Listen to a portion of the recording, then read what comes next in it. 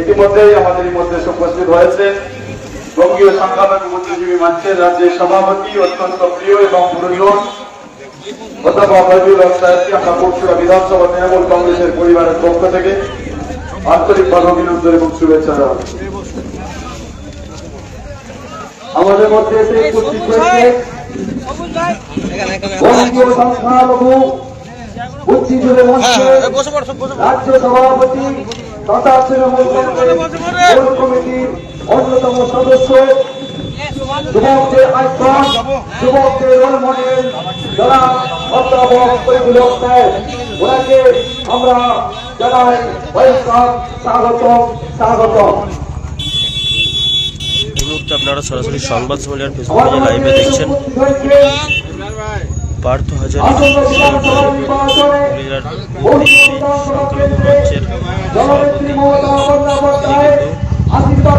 হক হয়েছেন পরশুরা বিধানসভার অন্তর্গত হরিংখোলা আমগ্রামের জমিদারের কাছে সরাসরি সংবাদ সম্মেলন ফেসবুক পেজে পরশুরা বিধানসভা কেন্দ্রের তৃণমূল মনোনীত প্রার্থী পার্থ হাজারীর সমর্থনে পথসভা।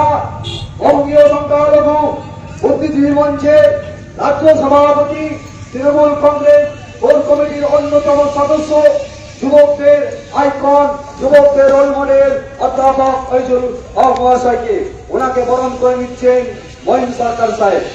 পুষ্পস্তবক এবং উত্তর দিয়ে বরণ করে নিচ্ছেন আজকের প্রধান বক্তা তথা প্রধান অতিথি বঙ্গীয় সংখ্যালঘু সকলে করতালি।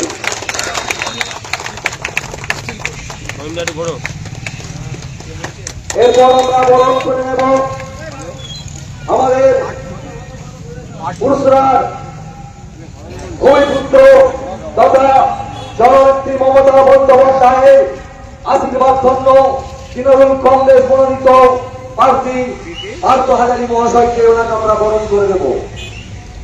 ওনাকে বরণ করে নিচ্ছেন হুগলি জেলা বঙ্গীয় সংখ্যালঘু বুদ্ধিজীবী মঞ্চের জেলা সভাপতি জনাব আবরার সাইদি সাহেব।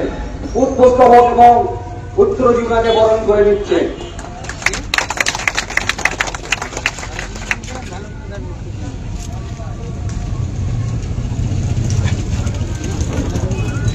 আমরা এখন বরণ করে নেব সংখ্যালঘু সেলের সভাপতি জনাব এহসান হক সাহেবকে। ওনাকে বরণ করে নিচ্ছেন হুগলি জেলার সভাপতি আবরার সাইদি সাহেব।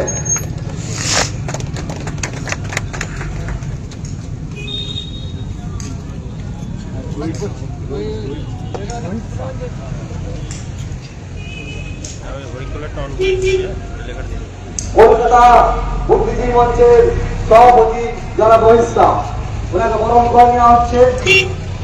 বরণ করে নিচ্ছে হুগলি জেলার বুদ্ধিজীবী মঞ্চের সভাপতি আবরার সাইদি সাহেব। এখানে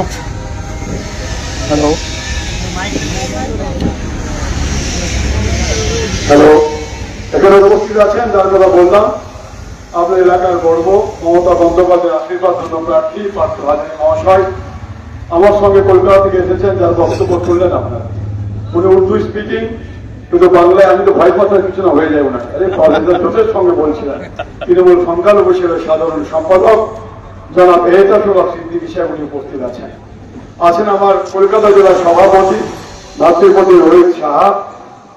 এখানে উপস্থিত আছেন যে বঙ্গীয় সংখ্যালঘু বুদ্ধি মঞ্চের পতাকা মানুষের ঘরে ঘরে পৌঁছে দেওয়ার দায়িত্ব নিয়েছেন, খুব যোগ্যতার সঙ্গে দক্ষতার সঙ্গে নেতৃত্ব দিচ্ছেন আমার ভাই আবরার সাইদি উপস্থিত আছেন।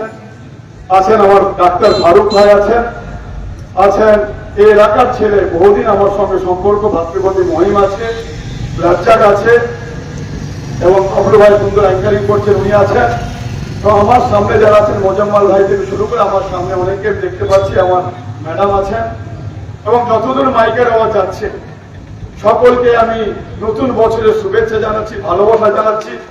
অন্তরের স্থল থেকে শ্রদ্ধা ভক্তি জানিয়ে দু চার কথা আপনাদের সামনে বলব। আমি এখানে বসেছি, আমার ভাই আমার দৃষ্টি আকর্ষণ করলেন যে ওয়াহিদুল ভাই আজান হচ্ছে, ভালো লাগলো, আজান শুনলাম।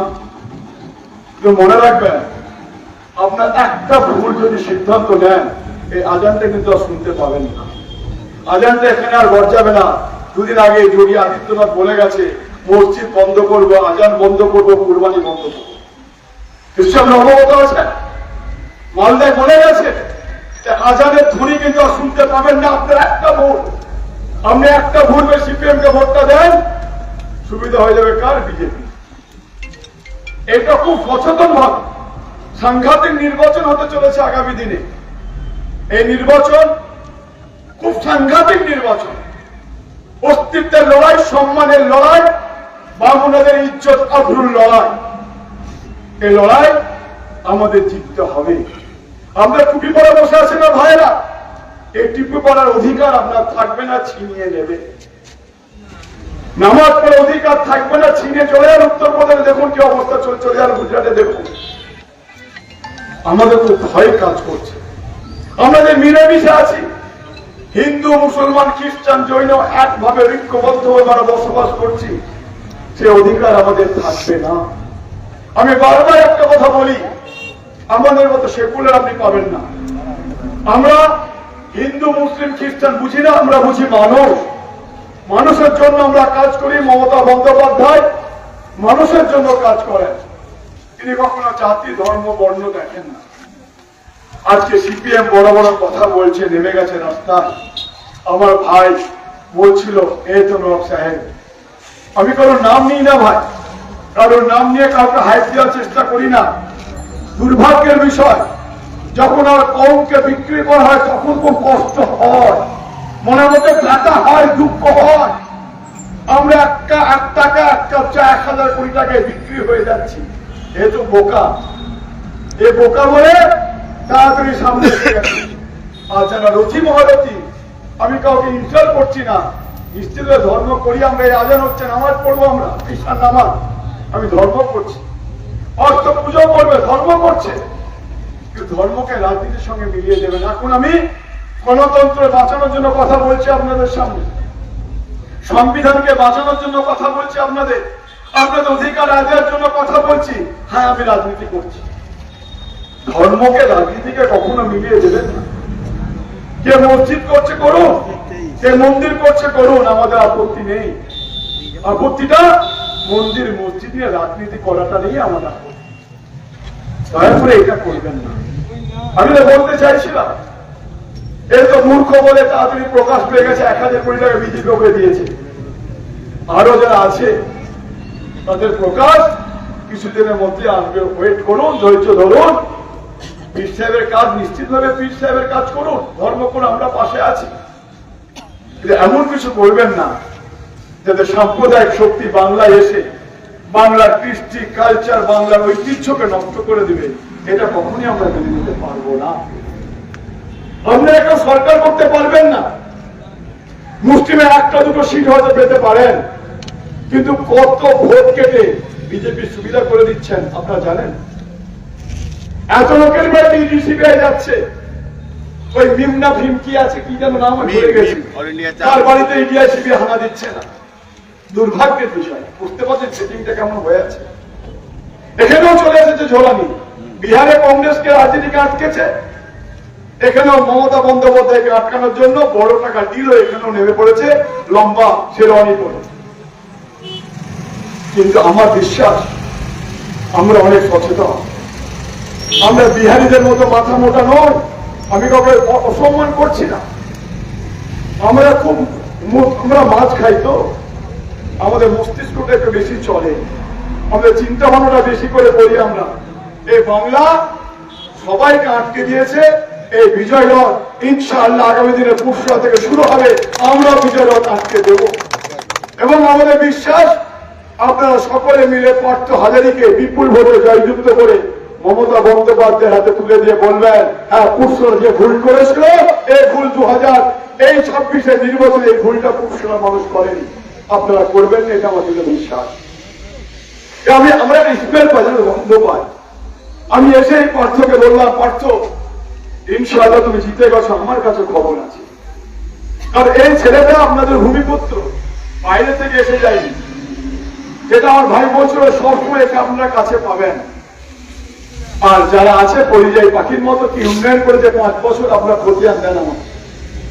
5 বছর যাকে বিধায়ক নির্বাচন করেছিলেন আপনারা, ভারতীয় জুমলা পার্টি, ভারতীয় জঞ্জাল পার্টি, তার যে প্রার্থীকে আমরা জিতিয়েছিলেন, তার অবদান কি 5 বছরে? আর আপনারা পার্থকে জিতিয়ে যান, ইনশাআল্লাহ আমি কথা দিচ্ছি আপনাদের এখানে আমি আবির মারবো না, আমি মসজিদে দুরিকার শুকরিয়া নামাজ পড়ে আল্লাহকে ধন্যবাদ দেবো। হে রাসূল আলামিন, পার্থ হাজরিকে আপনি জিতাতে পেরেছেন, আমি কথা দিচ্ছি আপনাদের সামনে। আমরা শুকরিয়া আদায় করে আবির মারবো না, আল্লাহর কাছে শুকরিয়া আদায় করবো। আল্লাহ পাক কি না করতে পারে? আল্লাহ রাব্বুল আলামিন সব করতে পারে, কিন্তু আমরা নিজেরা এমন এমন কাজ করছি, আল্লাহ পাক আমাদের উপর নারাজ হয়ে যায়।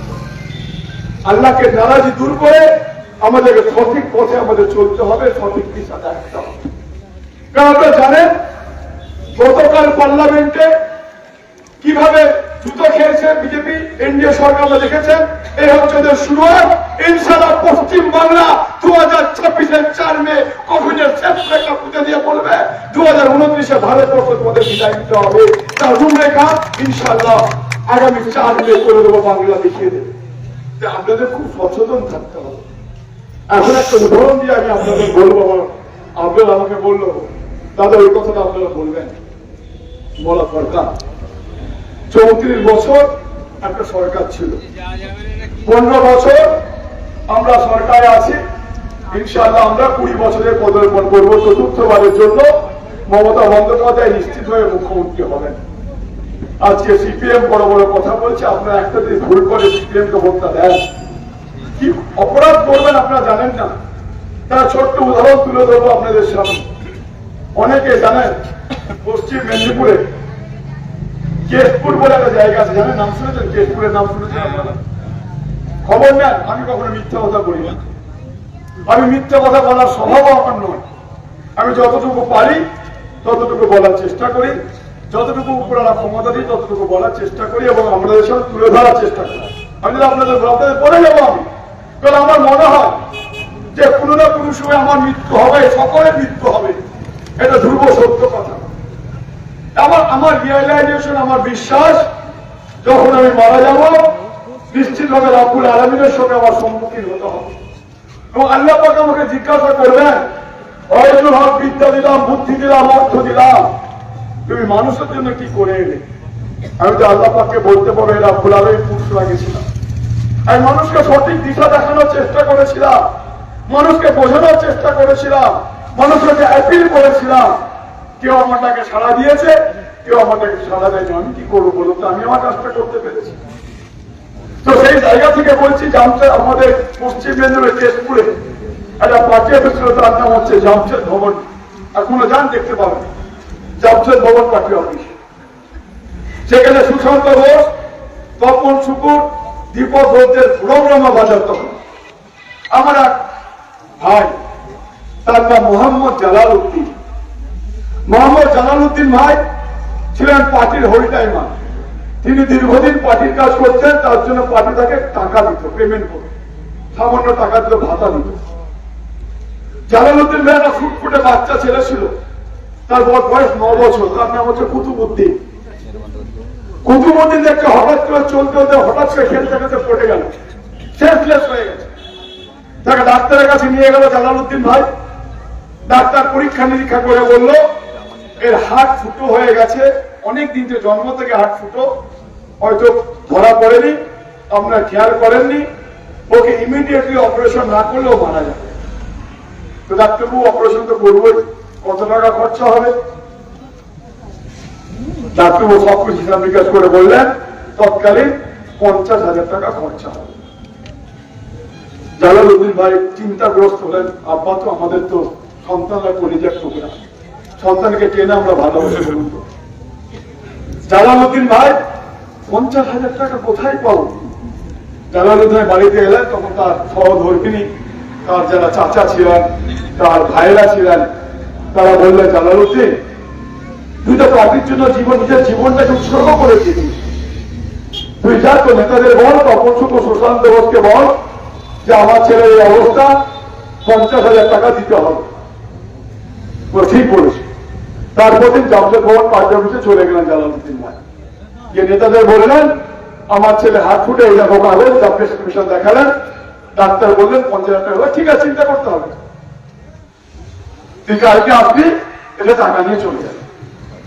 জালালউদ্দিনের খুশিতে আত্মহারা, সে লাফাতে লাফাতে দাঁড়িয়েছে। সেখানে তোমরা বলতে না কেন সিপিএম করি, কেন সিপিএম করি। দেখো আমার নেতা বললো কালকে আসবি, টাকা নিয়ে চলে যাবে। আব্বা তো আনন্দে ঘুমোতে পারেনি, কখন টাকা দেবো, ছেলে অপারেশন করবো। তার মধ্যে সকাল হবে অনেক আগে, সকালবেলায় পার্টি অফিস চলে গেছে জামশেদ ভবন, কখন নেতারা আসবে। ঠিক 11টার সময় নেতারা এলেন, এসে তাকে একটা ভিতরে ঘরে নিয়ে গেল জালালউদ্দিন ভাইকে। ভিতরে গিয়ে একটা AK-47 রাইফেল ধরিয়ে দিল ভাইয়েরা, একটা AK-47 রাইফেল ধরিয়ে বললো জালালউদ্দিন তুই চলে যা নন্দীগ্রামে, তোকে গিয়ে কিছু মানুষকে মারতে হবে, যদি বেঁচে আর ফিরে আসিস তো ভালো, তুই মরে যা, চিন্তা করতে হবে না, তোর ছেলের অপারেশন হয়ে যাবে। জালালউদ্দিন ভাইয়ের মাথায় হাত, জীবনে কোনদিন মাছি মারেনি, মশা মারেনি, মানুষ মারবো কি করে। যে তার চোখে অন্ধকার দেখছেন তিনি, কোন রকমে নিজেকে সামলে নিয়ে বাড়িতে এলেন। বাড়িতে এসে সবাইকে বললেন, বলে না বাবা তোকে আর পার্টি করতে হবে না। তার স্ত্রী বললেন তোমাকে আর পার্টি করতে হবে না, আমরা লোকের ঘরে ঘরে গিয়ে টাকা তুলে ছেলের অপারেশন করবো, চিন্তা করতে হবে না। আবার বলি আব্বা তো সন্তানের ভাব তো। আগের দিন আনন্দে ঘুমোতে পারেননি, তারপর দিন চোখে ঘুম নেই। একদিকে কুতুবুদ্দিনের চোখ তার মুখের চোখের মধ্যে ভাসছে, আর একদিকে AK-47 রাইফেল নিয়ে তিনি বারবাসের ছবি দুটোকে এক করার চেষ্টা করছে। তো সবাই ঘুমিয়ে গেছে, তখন নিজে রিয়েলাইজ করলো যে অত সোজা নয় 50,000 টাকা কালেকশন করা, অনেক দেরি আমার ছেলে মারা যাবে।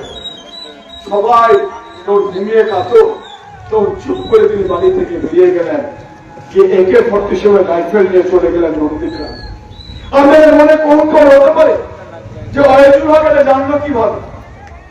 সেদিন মনে হয় আগ্রহ ছিল আমার অফিসে, জালালউদ্দিন সাহেবের সহধর্মিনী আমার মৌলালীর অফিসে, মহিম থেকে, রাজ্জাক থেকে, ফারুক ভাই সবাই গেছে আমার অফিসে, আপনিও গেছেন আমার অফিসে। ওখানে গিয়ে তার সহধর্মিনী আমাদের ওখানকার যে সভাপতি বঙ্গীয় সংখ্যালঘু বুদ্ধির মধ্যে কেতপুরে, তিনি সঙ্গে নিয়ে বলে আমার স্যার আছে, নিশ্চয়ই আপনার ছেলের ব্যবস্থাটা করে দেবেন। উনি এসেছেন, এসে সমস্ত ঘটনা আমাকে বললেন। আমি সঙ্গে সঙ্গে মমতা ব্যানার্জিটা SMS করলাম, দিদি এই ব্যাপার। বিশ্বাস করবে না, তৎক্ষণাৎ গৌতম সান্যাল, ওনার যে OSD অর্থ নিশ্চয় জানে, OSD আমাকে গৌতম দা আমাকে ফোন করে বলে তুমি দিদিকে মেসেজ করেছো? হ্যাঁ। বলে তুমি এক্ষুনি SSK হসপিটাল, PG হসপিটালে পাঠিয়ে দাও, ওর অপারেশনের ব্যবস্থা হয়ে যাবে। সঙ্গে সঙ্গে ওই মাহবুব আমার গাড়ি করে, যে গাড়ি করে এলাম এখানে, ওই গাড়ি করে মাহবুব ওই কুতুবুদ্দিনের মাকে নিয়ে SSK হসপিটালে চলে গেল। গিয়ে একদিন অবজারভেশন করলো, তারপর দিন তার অপারেশন করে সে কুতুবুদ্দিনকে তার মায়ের হাতে তুলে দিয়েছিল। এবং কখনো মমতা দিয়ে আমাকে জিজ্ঞাসা করেনি অয়জুল ও সিপিএম করে, না বিজেপি করে, না কংগ্রেস করে, না তৃণমূল করে। মমতা দিয়ে একবার আমাকে জিজ্ঞাসা করেনি। এইটাই তো ভাব সিপিএম এর সঙ্গে মমতা বন্দ্যোপাধ্যায় 34 বছর আমাদের লেখান বানিয়ে রেখেছিল, আমাদের অস্তিত্ব বিপন্ন করে রেখেছিল। মমতা ব্যানার্জি আসার পরে নিশ্চিতভাবে আমরা অনেক উন্নত হয়েছে, আমাদের অনেক, আমাদের যে চলে যান আলিয়া বিশ্ববিদ্যালয়, কিভাবের বিশ্ববিদ্যালয় মমতা বন্দ্যোপাধ্যায় করে দেখার মতো বিশ্ববিদ্যালয়। এই হাজিরা গত পরশু আমি গেছিলাম, দমদম থেকে হাজিরা হজ করতে গেছে, দেখবেন হজ টাওয়ার কি সুন্দর করে দিয়েছে মমতা বন্দ্যোপাধ্যায়। আর অনেক মন্দির করছে, অনেক মসজিদও তো করেছেন, অনেক হজ টাওয়ার করেছেন, আলিয়া বিশ্ববিদ্যালয় করেছেন, সবকিছুই মমতা বন্দ্যোপাধ্যায়। কত কবরস্থানকে ঘিরে দিয়েছেন, লাইট দিয়েছেন, কমিউনিটি হল করে দিয়েছেন। কি করেননি মমতা বন্দ্যোপাধ্যায়? আমি মমতাদিকে বলেছিলাম 2011-21 যখন মমতা বন্দ্যোপাধ্যায় শপথ নেয়, তখন মমতাদি আমাদের ডেকেছিলেন 23শে জুন, আমার এখনো মনে আছে, 2011 23শে জুন। কি করতে হবে অয়জুল বলো? আমি দিদিকে বলো দুটো জিনিস দিদি করো, একটা হেলথের ব্যবস্থা করো আমার সংখ্যালঘু ভাই বোনদের জন্য, আর আমার বিশ্বাস যে 20-25 বছর পর ভার্নাকুলার এডুকেশন থাকলে না, বাংলা মিডিয়াম, অসম মিডিয়াম, উড়িয়া মিডিয়াম, তামিল মিডিয়াম, সব ইংলিশ মিডিয়াম স্কুল হয়ে যাবে। তো কি করতে হবে? আমরা দিদির চেষ্টা করো যাতে ইংলিশ মিডিয়াম মাদ্রাসা করা যায়। মমতা তৎক্ষণাৎ আমার কথাটা রেখেছে এবং আমি প্রথম চলে যাই কৃষ্ণনগরে, আমি নিজে ফিতে কেটেছিলাম English medium school. Mamata Bandyopadhyay মাদ্রাসাকে করে দিয়েছেন, বহু জায়গায় মাদ্রাসা ইংলিশ মিডিয়াম হয়েছে। মহিলা বিশ্ববিদ্যালয় করেছেন আমাদের কথাতে এখন হাওড়ারে, এবং সেটা রোজিয়া বিশ্ববিদ্যালয় নামকরণ হবে ইলেকশনের পরে। কিনা করেনি মমতা বন্দ্যোপাধ্যায়, তাকে নিয়ে এত উৎসাহ, এত বড় বড় কথা। একটা মহিলা মুখ্যমন্ত্রী কিভাবে আক্রমণ, আপনাকে জবাব দেবেন না? কিভাবে নরেন্দ্র মোদী আক্রমণ করছে মমতা বন্দ্যোপাধ্যায়, একটা মহিলা মুখ্যমন্ত্রী? তো আমাদের সজাগ থাকতে হবে, আমাদেরকে সচেতন থাকতে হবে। এবং আপনারা সকলে মিলে ঐক্যবদ্ধভাবে মিটিং করুন, আলোচনা করুন, বোঝান যে কেন পার্থ হাজারিকে ভোটটা দিতে হবে। কারণ আমাদের অস্তিত্বের লড়াই, সম্মানের লড়াই, বাঁচার লড়াই, মসজিদ বাঁচানোর লড়াই, ঈদগাহ বাঁচানোর লড়াই, কবরস্থান বাঁচানোর লড়াই। সামনে কুরবানি, 28-29 তারিখ কুরবানি, প্রথম এসেই কুরবানির উপর ভোট করবে। 4 মে যদি কোনো কারণে বিজেপি এসে যায়, প্রথম কুরবানি বন্ধ করবে। আমাদের কাছে ইন্টারনাল খবর আছে। সেই জায়গা থেকে আপনাদের খুব সচেতন ভাবে থেকে কাজটা করতে হবে। পরশুদিন আমি খবর পেলাম, এক জায়গা থেকে ফোন করে খুব অবাক হলাম। চন্দ্রকোনাতে একজন পরিবার আছে, প্রায় 100-150 ভোটার, একটা বড় ফ্যামিলি। সেই ফ্যামিলির যিনি কর্তা, তিনি সবাইকে ডেকেছিলেন, ডেকে বলেছেন এবার ভোটটা কিন্তু সিপিএম কে তোমাদের দিতে হবে। একটা ভোট এই দুদিনে সব ভোট সিপিএম কে দিতে হবে। তখন যে কর্তা মোড়ল বাড়ি, তার বউ বলছে, ওয়াইফ বলছে, কেন তোমাদের ভোটটা দেবো? তুমি তো 34 বছর পার্টি করে গেছো। আজকে আমার বাড়িতে 30টা সাইকেল রাখা আছে, মমতা বন্দ্যোপাধ্যায় দিয়েছে। আমার 4টে মেয়ে কন্যাশ্রী পেয়েছে, উচ্চশিক্ষায় শিক্ষিত হয়েছে। আমার 2টো মেয়ে মমতা বন্দ্যোপাধ্যায়ের টাকায় দিয়ে দিয়েছে রূপশ্রী প্রকল্পের মাধ্যমে। তোমরা কি দিয়েছো আমাকে? কেন তোমাদের ভোটটা দেবো? ভোটটা মমতা ব্যানার্জিকে ভোট দেবো, তোমার ডিভোর্স দিয়ে দেবো, তারা ভালো, মমতা ব্যানার্জিকে ছাড়বো।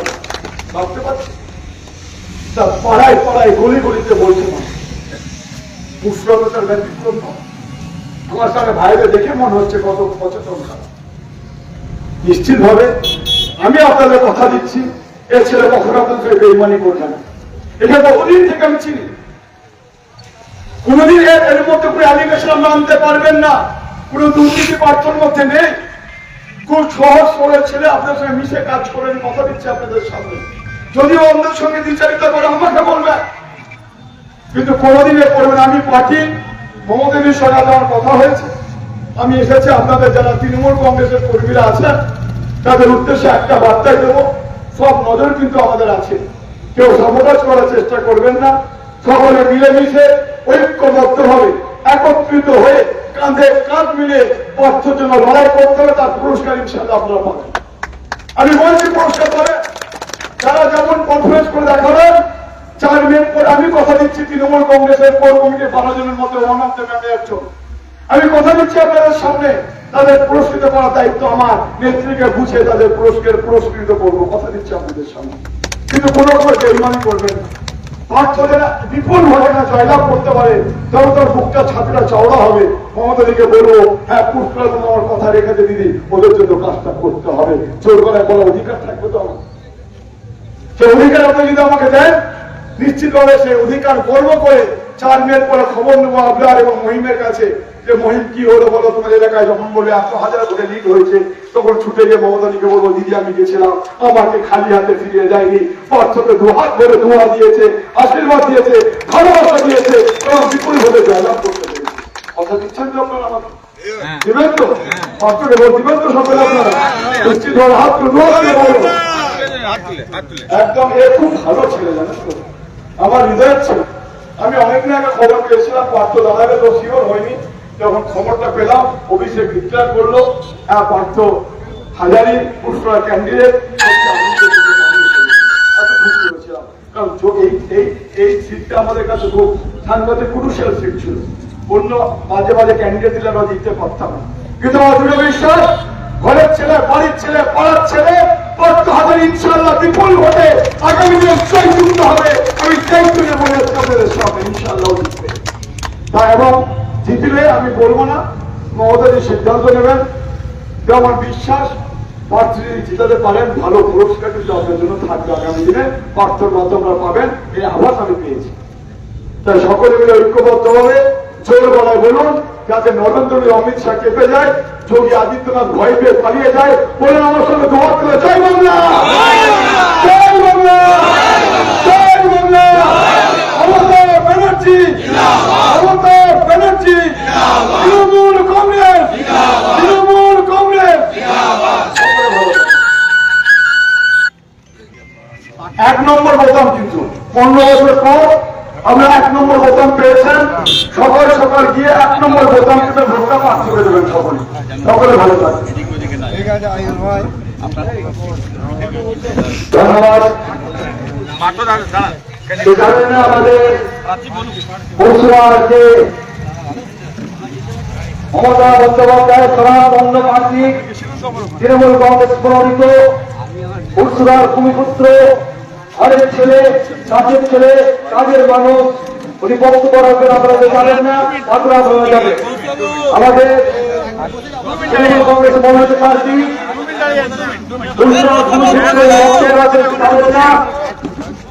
আমাদের রাজ্যের প্রধান অতিথি অগ্নি সংগ্রামের বুদ্ধিজীবী মঞ্চের রাজ্য সভাপতি এবং তৃণমূল কংগ্রেস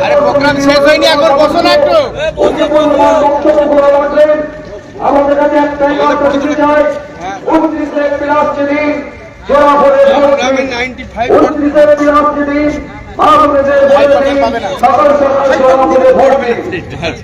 বর্তমান বিভাগের চেষ্টা করছে একদল, বিভাগের পা দিবেন না। যেখানে যেখানে আপনারা মূল্যবান ভোটটি নষ্ট করবেন না। আপনাদের কাছে খুচরো এলাকার পার্টির কাছে আমি এই বার্তা দিতে চাই, আগামী 29 এপ্রিল আমাদের একটাই চিহ্ন হবে জোড়া ফুল, জোড়া ফুল। এটা মনে রাখবেন। 294টা বিধানসভার সিট মাননীয় মমতা বন্দ্যোপাধ্যায়। যাই হোক, আমার বক্তব্য রাখবেন পরশুরার ভূমিপুত্র তৃণমূল কংগ্রেস মনোনীত প্রার্থী পার্থ হাজারী মহাশয়। নমস্কার। আজকে নির্বাচনী এখানে পথসভা আমাদের মধ্যে উপস্থিত আছেন আমাদের দাদা আইজুলরা এবং এই জায়গায় আরো উপস্থিত আছেন আমাদের বক্সিদার কাছে সবসময় দাদাও থাকে। আর একটা দাদা আছেন, আমি সবসময় আমি গেছি বক্সিদার তার সঙ্গে ভাবে, ওনার সঙ্গে কন্টিনিউ তৃণমূল ভবনে উনি থাকেন এবং আর একটা দাদা এসছেন, ওনাকে ধন্যবাদ জানাই। কিন্তু দাদা বলে গেলেন আইজুলটা কিন্তু আজকের নয়, ওয়াইজুলটা কিন্তু আজকের নয়, কিন্তু ওয়াইজুলটা হচ্ছে এখানে ভূমিপুত্রের মতো। কেন আমাদের এখানে হরিখোলা দরবারে উনি কিন্তু আসি, যখনই ডাক পায় রোজার সময়, তাছাড়া ওনাদের বস্ত্র বিতরণ থেকে আরম্ভ করে ওনাকে ডাকলে কিন্তু উনি কিন্তু কোনো কথা যত কাজই থাক আমাদের এখানে উপস্থিত উনি কিন্তু হবেন। কেন এত এই আমগ্রাম থেকে হরিখোলা মানুষকে এতটাই উনি ভালোবাসেন, প্রতিটা সময়ে আমরা কিন্তু ওনাকে দেখতে পাই যত কাজই থাকুক না কেন। উনি বলছিলেন সত্যি তো আমাদের এটা গুরুত্বপূর্ণ ভোট। ওনারা বক্তব্য রেখেছেন, ওনাদের বক্তব্যের উপরে এত সুন্দর ভাবে বলেছেন আপনাদেরকে। আমি শুধু আপনাদের কাছে দু এক কথা বলতে চাই। আমি একটা মধ্য পরিবারের ঘরে ছেলে, আমার ঘর আমরা দেখি ঘরের মধ্যে পাড়ার মধ্যে আমি আপনাদের সঙ্গে থাকা ছেলে। শুধু একটা কথা বলবো, খুব উন্নয়ন যেটা দাদা বলছে, যে উন্নয়নটা আজকে দেখুন কি করেন মাননীয় মুখ্যমন্ত্রী। হাটের অবস্থান আপনি দেখলেন, শুনলেন ওনার মুখ থেকে। আজকে আমরা এরকম পথ মানে প্রচারে দিয়ে গেছি। একটা কাকা বলছিল আমার স্বাস্থ্যসাথী কার্ড ছিল বলে আমি আজকে বেঁচে ফিরেছি। এরকম বহু মানুষ মমতা ব্যানার্জির স্বাস্থ্যসাথী কার্ডে বহু মানুষ আজকে ভালো আছে। আমরা শুধু এই কথাই বলবো যে মাননীয় মুখ্যমন্ত্রী যা প্রকল্প গুলো দিয়েছে, যিনি বলছিলেন একদম বাস্তব। আপনারা জানেন একটা বাড়িতে যদি খাতা ধরে হিসেব করা যায়, তার বাড়িতে তার নাতিকে নিয়ে দাদু নাতি দুজনে গল্প করুক, গল্প করতে করতে খাতা নিয়ে বসুন, নাতিকে বলুন যে দাদু ভাই তুই এখানে দেখ তোর বাপ্পারা ক ভাই, বললো আমার বাপ্পারা 3 ভাই, বলবে তোর মা আর তোর কাকিমা কজন? 3 জন। তাহলে 3 জন 6 জন, আমি আর বুড়ো বুড়ি আছি, মানে আমার দাদু ঠাকুমা 2 জন, কজন হলো 8 জন। তাহলে 2 জন বার্ধক্য ভাতা পাচ্ছে 2000 টাকা, কাকিমারা পাচ্ছে 1700 টাকা করে 3 জন, বাবা পাচ্ছে তার যে কোনো জমি না থাকলে ভূমিহীন পাবে, আর জমি থাকলে শস্য বীমা পাবে। এইসব কোনো যদি টাকা হিসেব করে দেখা যায়, তার মাসে কত টাকা তার বাড়িতে আসে। আর আমাদের ধাপ্পাবাজের কেন্দ্র সরকার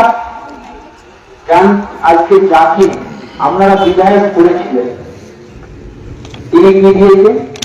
হরিঘোড়ার 1-2 পঞ্চায়েতে যদি 500 টাকার কাজ একটা করতে, একটা লাইট, মানে একটা 250 টাকা একটা লাইট লাগে সাদা ল্যাম্প, আর তাতে একটা ঝাড়না লাগে ক টাকা? 70-80 টাকা।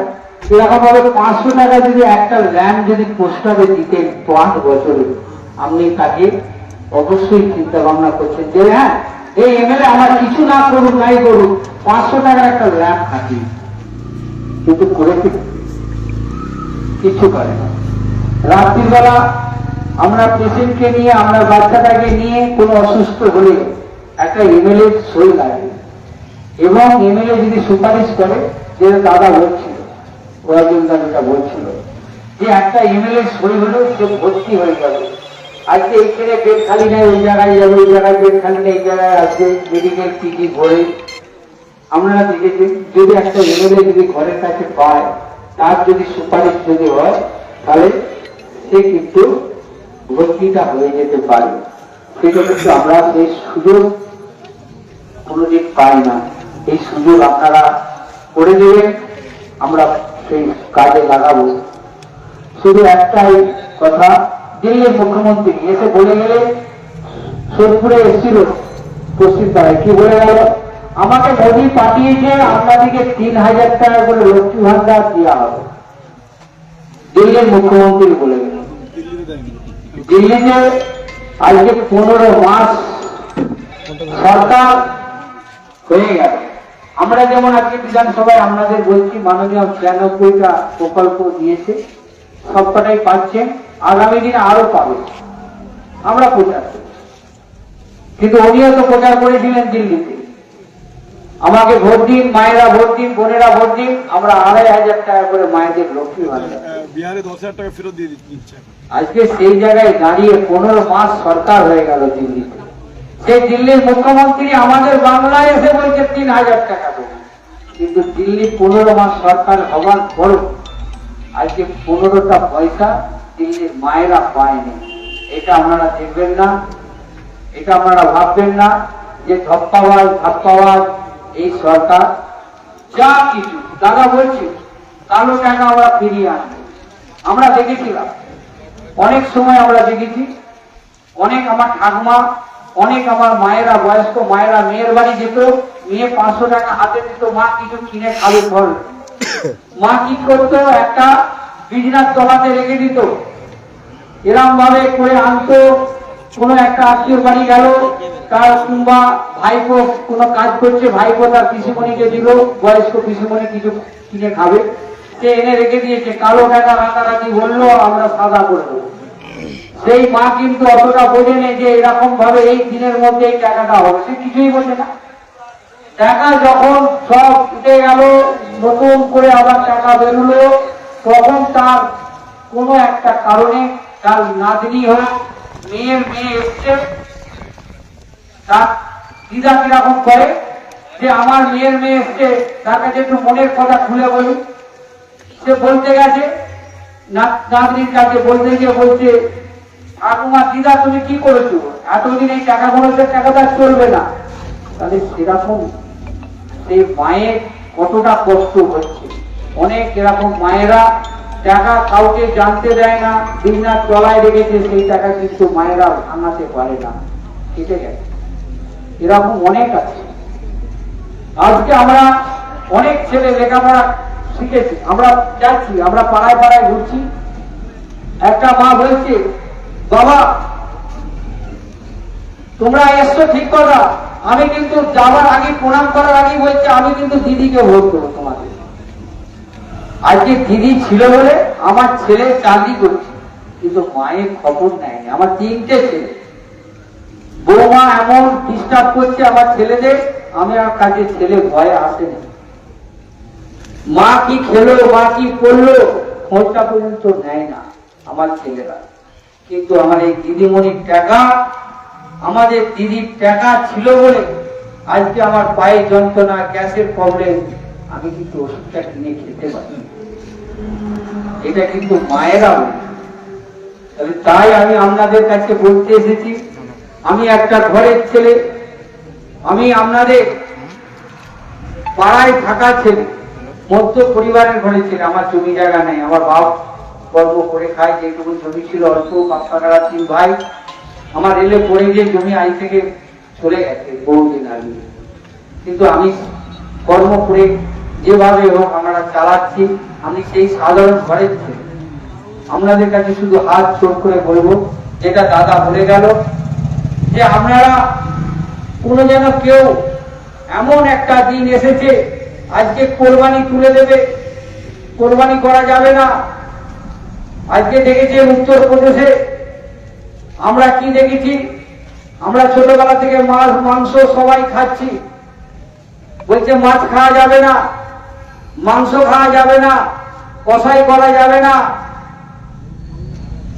তারা কাউকে কিন্তু কোনো কষাই খেতে দিচ্ছে না। মসজিদ গুলো কি করছে, রাতারাতি কি করছে, দিনের বেলা কি করছে আপনারা সকলেই দেখছেন। রামনবমীতে কি করছে, মসজিদের উপরে উঠে গিয়ে বিজেপি ঝান্ডা বেরোবে। এতে কি মনে হয় আগামী দিনে কি করতে পারে? এই জায়গাগুলো আপনারা চিন্তা ভাবনা করবেন। মুসলিম ভাইদের বহু ক্ষতি করে দেবে। ধর্ম আমিও করি, আমরা সনাতন ধর্ম ধরে ছেলে, আমার ঘরে হরিনাম হয়, মহাপ্রভুর ভোগ হয়, আমিও খাচ্ছি, কিন্তু এই ধর্মকে নিয়ে বিভাজন করি না। আপনারা দেখেছি কি করেছে, সিপিএম থেকে হারমাত গুলো আসা বিজেপিতে জয়েন হয়েছে, মন্দির ঠাকুর তৈরি হচ্ছে, নিজেরা হাত ভেঙে দিয়েছে, মুন্ডুটা ভেঙে দিয়েছে, ভেঙে দিয়ে তারা বলছে সকালবেলা একটা বড় মিছিল করে দিল হিন্দুদের পাড়া থেকে। এরা ধর্ম নিয়ে রাজনীতি করছে, এরা এরকম ধর্ম ঠাকুর ভেঙে দিয়েছে, এরা আগামী দিনে মন্দির রাখবে না, এরকম ভাবে বক্তব্য রাখছে। আমরা কি বললাম, প্রশাসনকে বললাম নিরপেক্ষ তদন্ত করুন। প্রশাসন নিরপেক্ষ তদন্ত করে কি দেখলো, সিসি ক্যামেরায় দেখা যাচ্ছে ওই হার মাত্রা বিজেপিতে জয়েন করে নিজেরা মন্দির ভাঙছে, নিজেরা ঠাকুরের হাত ভাঙছে, নিজেরা মুন্ডু ভাঙছে, ভেঙে বলছে এটা আমাদের হিন্দুদের উপরে অত্যাচার করা হচ্ছে। এদের জানেন না এরা কি জিনিস, এরা কত রকম ফেক করতে পারে। এদের ফেক যে না বুঝতে পারবে দাদা বহু ক্ষতি হয়ে যাবে, যেটা দাদা বলছিল। তাই আপনাদের কাছে একটা ঘরের ছেলে, একটা সাধারণ ঘরের ছেলে, আপনাদের কাছে শুধু হাত জোর করে ক্ষমা চাইব। যদি আমার কোনো ভুল হয়ে থাকে আপনারা ক্ষমা করে, কিন্তু দিদিমণির ওপরে কেউ রাগ করবেন না, যিনি এত কিছু করছে, এত কিছু উন্নয়ন করছে। আপনারা সকাল সকাল ভোটটা দেবেন 29 তারিখে জোড়া ফুল চিহ্নে, প্রথম 1 নম্বর বোতামটা টিপে। এইটুকুন বলে আমি আমার বক্তব্য শেষ করছি। জয় হিন্দ, বন্দের মাতারাম। তৃণমূল কংগ্রেস জিন্দাবাদ, মমতা ব্যানার্জি জিন্দাবাদ, অভিষেক ব্যানার্জি জিন্দাবাদ, সুব্রত বক্সী জিন্দাবাদ। অল ইন্ডিয়া তৃণমূল কংগ্রেস জিন্দাবাদ, জয় বাংলা। ঠিক আছে, 5 মিনিটের মতো।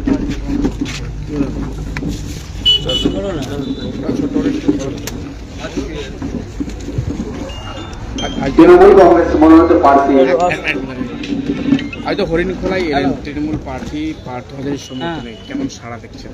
মানুষের উদ্দীপনা সম্পর্ক দেখে বুঝছি এবং পাড়ায় পাড়ায় গলিগুলিতে বলছে পার্থ হাজারী জিতে গেছে। আরো অন্যান্য জায়গায় ঘুরছেন। তৃণমূল হওয়া সাংঘাতিক। আমরা 230+ সিট নিয়ে মমতা বন্দ্যোপাধ্যায় চতুর্থবারের জন্য মুখ্যমন্ত্রী হবো। বিজেপি তো সরকার গঠন করে বলছে ভালো। এই জন্য অনেক কিছু 2021 বলেছিল সরকার গঠন, তো ডেলি প্যাসেঞ্জার ছিল, কি হয়েছে? অমিত শাহ আসছে এখানে। আর 2021 তো অনেকগুলো সভা করেছে, 30টা সভা করেছে, মোদী 43টা সভা করেছে 2021। একটু হয়েছে 213। এবার 230+ সিট নিয়ে মমতা বন্দ্যোপাধ্যায় চতুর্থবারের মধ্যে সরকার করে পার্থ হাজারী বিপুল বিরোধী এখানে। আরামবাগের 4টে সিটি তো মূলত বিজেপির দখলে ছিল। এবার মানুষ ভুল ভেঙেছে, 4টে সিটে আমরা এবার পাবো। মানুষের ভুল ভ্রান্তির করে তারা বুঝতে পেরেছে এরা 4 বছর আমাদের এই 5টা বছর 2021 থেকে নিয়ে 26 পর্যন্ত এই আরামবাগ সাবডিও 4টে সিটে কী মানুষ ভোগান্তি হয়েছে, মানুষকে উপলব্ধি করতে পেরেছে, রিয়েলাইজ করতে পারছে, এবং 4টে সিটে তৃণমূল কংগ্রেস পুনরুদ্ধার করতে পারবেন? পুনরুদ্ধার করতে একদম পারবেন? একদম। কুরসুরা এলাকায় বহু সংখ্যালঘুদের এসআইআর নাম বাদ গেছে। সেদিন আমরা দেখছি, আলোচনা করছি, ট্রাইব্যুনাল আছে, এখনো সময় আছে, আশা করছি সবাই ভোট দিতে পারে। লাস্ট 2 দিন আগেও ট্রাইব্যুনালে যদি বেরোয় ভোট দিতে পারেন বলেছেন, তবে কি অধিকাংশ লোক ভোট দিতে পারবে না? অধিকাংশ নিশ্চয়ই আমার বিশ্বাস পাবে, সুপ্রিম কোর্ট সেই রায় দিবে। এসআইআর জন্য কি তৃণমূল ভোট বাক্সে কোনো এফেক্ট করবে? এখন মানুষ তৃণমূল কংগ্রেসকে চাইছে। এছাড়া একটা বড় ষড়যন্ত্র নিশ্চিতভাবে বিজেপি করেছে, কিন্তু এই ষড়যন্ত্র কামিয়াব হবে না। মানুষ, জনতা জনার্দন, তারা 2002 ভরে মমতা ব্যানার্জিকে আশীর্বাদ দোয়া দিয়েছে, এবং যতই এসআইআর করুক, আমি বারবার বললাম, বক্তৃতায় বলেছি, আবার হবে মমতা ব্যানার্জি সরকার। বিজেপি রাজ্যে ক্ষমতা আসলে মহিলাদেরকে 3000 টাকা করে ভাতা দেয় বলে। যে আপনি দেখুন না, এই তো ভাই আমার পার্থ বললো দিল্লিতে কি অবস্থা, 1 টাকাও পাইনি। বিহারে 10,000 টাকা দিবে বলেছিল, যাদের দিলে টাকাটা ফেরত নিয়ে নিচ্ছে, আবার ইন্টারেস্ট সহ। এটা মিথ্যা কথা, বাড়ি বানানোর জন্য 3 লক্ষ টাকা দিয়ে কত কথা বলেছে, কিন্তু এরা কোনটাই সাকসেস করতে দেয় দেখাতে। আমরা মিডিয়া ভাই বোনেরা, আপনারা দেখুন, মিডিয়া বিজেপির একটা সাকসেস রেট এই রাজ্যে এই টাকা দিয়েছে, মহিলাদের বলুন, যুবদের বলুন, তারপরে বার্ধক্য ভাতা দিয়েছে, এটা দেখান, ইস্টানে দেখান, কন্যাশ্রী দিয়েছে, রূপশ্রী দিয়ে দেখান। বেচি বাটা বেচি পড়াও করেছিল, সেটা উঠে গেছে। Thank you. দাদা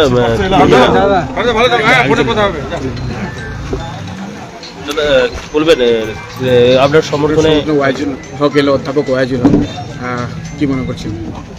আজকে উনি এলেন, আমাদের আরও অক্সিজেন বাড়লো। এমনি অক্সিজেন তো আমাদের বেড়ে আছে, আরও বাড়লো।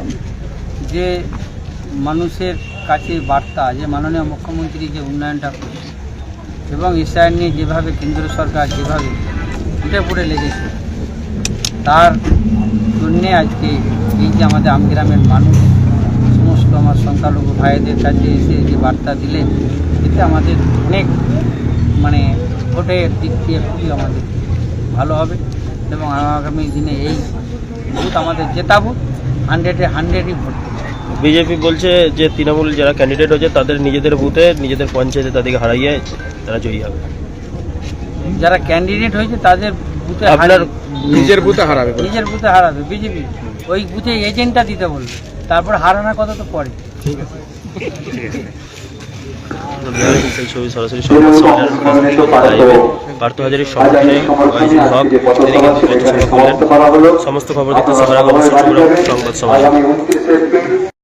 নিউনুর সোফা সেন্টার, এখানে সমস্ত রকম সোফা পাইকারি ও রিটেলে বিক্রয় করা হয়। সমস্ত সোফা নিজস্ব কারখানায় তৈরি করা হয়। প্রোপাইটার হানিফ হোসেন খাঁ ও রুহুল হোসেন খাঁ, বড়ডোঙ্গল হাটতলা সিনেমা হলের সন্নিকটে, হুগলি। যোগাযোগ 7797170093 এবং 9382003105।